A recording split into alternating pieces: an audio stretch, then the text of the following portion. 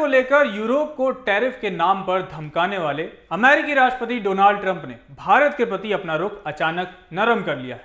उन्होंने प्रधानमंत्री नरेंद्र मोदी की शान में कसीदे पढ़ने शुरू कर दिए हैं।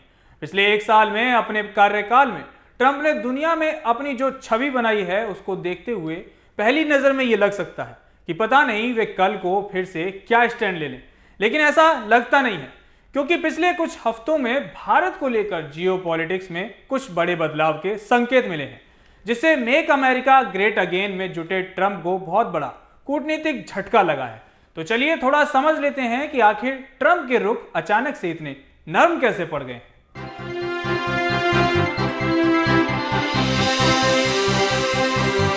आपको याद होगा कि अमेरिकी राष्ट्रपति डोनाल्ड ट्रंप ने भारत पर 50% टैरिफ लगाया था। इतना ही नहीं, उन्होंने पूरी दुनिया में टैरिफ का अंबार लगा दिया, लगातार टैरिफ बढ़ाने की धमकी देते रहे। लेकिन जब भारत ने इसी तरह का कदम उठाया तो उन्हें मिर्ची लग गई और फटाफट अपने दूत को भेजकर इससे निपटने की कवायद शुरू कर दी। भारत ने अमेरिका पर 30% टैरिफ क्या लगाया, ट्रंप के दूत भागे भागे आ गए। ट्रंप के दूत स्टीव डेंस कुछ दिनों पहले भारत आए और minister of commerce Piyush Goyal से मुलाकात भी की। उनका मकसद भारत की ओर से अमेरिकी दाल पर लगाए 30% टैरिफ से राहत दिलाना था। लेकिन अब सवाल उठता है कि आखिर ये डेंस कौन है जिन्हें ट्रंप ने भारत भेजा और उनके पास ऐसी क्या खूबी है जो अमेरिकी राष्ट्रपति को उन पर इतना भरोसा है। तो दरअसल स्टीव डेंस अमेरिकी राज्य रिपब्लिकन पार्टी के सीनेटर हैं जो अमेरिकी सीनेट में साल 2015 से ही सेवाएं दे रहे हैं। इससे पहले वो बोजेमैन नामक कंपनी में एग्जीक्यूटिव थे। डेंस को एग्रीकल्चर, एनर्जी और विदेश नीति से जुड़े मुद्दों का माहिर खिलाड़ी माना जाता है। डेंस मोंटाना राज्य के किसानों के हितों की बात लंबे समय से करते आ रहे हैं। उनकी कृषि मुद्दों पर जानकारी का फायदा उठाने और इस अनुभव को देखते हुए ही राष्ट्रपति ट्रंप ने उन्हें भारत भेजा है। और तो वहीं दूसरी तरफ स्विट्जरलैंड के दावोस में वर्ल्ड इकोनॉमिक फोरम के दौरान अमेरिकी राष्ट्रपति डोनाल्ड ट्रंप ने यह कहकर पूरी दुनिया को चौंका दिया कि प्रधानमंत्री नरेंद्र मोदी के लिए मुझे बहुत ज्यादा आदर है। वो शानदार व्यक्ति हैं और मेरे दोस्त हैं। हम अच्छा ट्रेड डील करने जा रहे हैं। ये वही ट्रंप हैं जिन्होंने सबसे पहले 50% टैरिफ भारत पर ही लगाया, वो भी इसलिए क्योंकि हम रूस से तेल खरीद रहे हैं।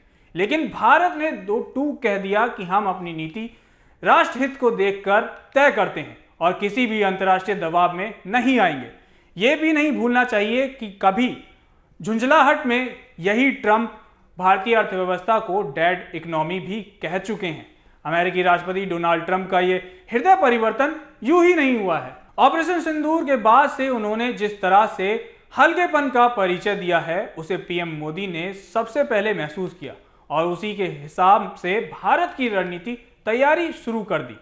इसी का परिणाम है कि वर्ल्ड इकोनॉमिक फोरम में ही अमेरिका की private equity company Carlisle group के को-फाउंडर डेविड रूबेनस्टीन ने कहा कि अगले कुछ दशकों में भारत दुनिया की सबसे बड़ी इकोनॉमी बन सकता है। ईटी को दिए गए एक इंटरव्यू में उन्होंने कहा कि मुझे लगता है कि मेरे जीवन काल या आपके जीवन काल में शायद मेरे कुछ समय बाद भारत दुनिया की सबसे बड़ी अर्थव्यवस्था होगा। मैं कहूंगा कि शायद 20 से 30 साल के अंदर यह हो सकता है। अमेरिका को पता है कि अगले हफ्ते भारत और यूरोपियन यूनियन के बीच मुक्त व्यापार संधि यानी एफटीए की घोषणा होने जा रही है। इसे मदर ऑफ ऑल डील यूं ही नहीं कहा जा रहा। दुनिया की करीब 2 अरब आबादी और 25% जीडीपी इस संधि के दायरे में आने वाले हैं। अमेरिका को मालूम है कि यूरोपियन यूनियन अगर आज भारत की ओर देख रहा है तो इसकी वजह है तेजी से बढ़ती इकोनॉमी जो चौथी सबसे बड़ी अर्थव्यवस्था बन चुकी है। कहीं ना कहीं इस संधि का दबाव ही है जो बड़बोले ट्रंप को सुर बदलने को मजबूर कर रहा है। अमेरिका यह भी देख रहा होगा कि पाकिस्तान के साथ ऐतिहासिक दुश्मनी के बावजूद भारत का सम्मान मुस्लिम देशों में भी बढ़ रहा है, क्योंकि रूबेनस्टीन की तरह बाकी दुनिया भी जानती है कि आने वाला भविष्य भारत का होने वाला है। अभी हाल ही में भारत और संयुक्त अरब अमीरात यानी यूएई ने 2032 तक अपना व्यापार दोगुना कर 200 अरब डॉलर तक ले जाने का करार किया है। ट्रंप प्रशासन की नजरों से कोई बात बची नहीं है। भारत वैश्विक स्तर पर सिर्फ आर्थिक शक्ति बनकर ही नहीं उभर रहा है, रक्षा क्षेत्र में भी भारत की धमक के सामने दुनिया नतमस्तक होने जा रही है। जो रक्षा सौदे पहले मजबूरी में होते थे, उसे आज भारत अपनी शर्तों पर कर रहा है। इसका आधार सिर्फ एक है, आत्मनिर्भर भारत। यही वजह है कि भारत और यूएई ने पहली बार रणनीतिक रक्षा साझेदारी के लिए भी हाथ मिलाया है।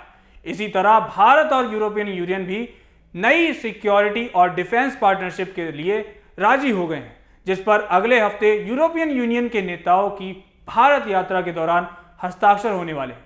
मतलब डोनाल्ड ट्रंप भारत पर 50% टैरिफ थोपने और बार बार ऑपरेशन सिंदूर के दौरान सीज फायर करवाने की रट लगाते हुए कभी नोबेल पीस प्राइज, कभी वेनेजुएला और कभी ग्रीनलैंड हड़पने की कोशिशों के में लगे रहे। मतलब डोनाल्ड ट्रंप भारत पर 50% टैरिफ थोपने और बार बार ऑपरेशन सिंदूर के दौरान सीज फायर करवाने की रट लगाते हुए कभी नोबेल पीस प्राइज, कभी वेनेजुएला और कभी ग्रीनलैंड हड़पने की कोशिशों में लगे रहे, या फिर ईरान को धमकाने में मस्त रह गए। वहीं पीएम मोदी की अगुवाई में भारत बदलती जियोपॉलिटिक्स के हिसाब से दुनिया भर की शक्तियों के साथ कूटनीतिक चर्चा में जुटा रहा, जिसका अच्छा परिणाम सामने आने लगा है और अमेरिका को एक तरह से इसके सामने घुटने टेकने पर मजबूर होना पड़ा है।